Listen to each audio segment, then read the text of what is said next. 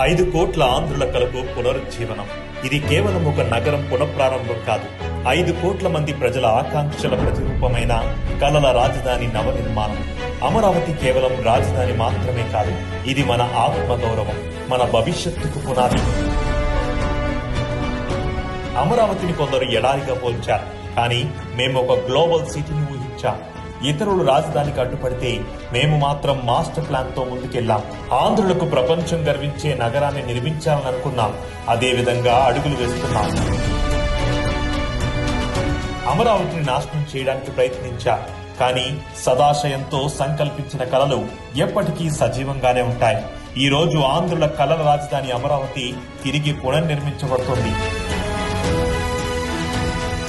అమరావతి అంటే కేవలం భవనాలు నిర్మించడమే కాదు, నమ్మకాన్ని, విశ్వాసాన్ని కూడా నిర్మిస్తున్నాం. 65,000 కోట్ల పెట్టుబడులతో, పాలనా సంస్థలతో, పర్యావరణ అనుకూల రవాణాతో, ప్రపంచ స్థాయి ప్రణాళికలతో అమరావతి రేపటి యువతకు ఒక ఆదర్శ రాజధానిగా నిలుస్తుంది.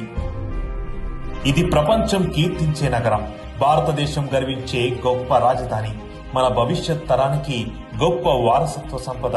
తమ భూమినిచ్చిన రైతులకు, ఉద్యోగాల కోసం కలలు కనే యువతకు ప్రతి ఆంధ్రుడు గర్వంగా చెప్పగలడు, ఇది మన రాజధాని అని. చరిత్ర ఎల్లప్పుడూ గుర్తుంచుకుంటుంది. ప్రభుత్వాలు మారినా మా విజన్ మాత్రం చెక్కు చెదరదు. సత్యం ఎల్లప్పుడూ నిలుస్తుంది. అమరావతి గెలుస్తుంది.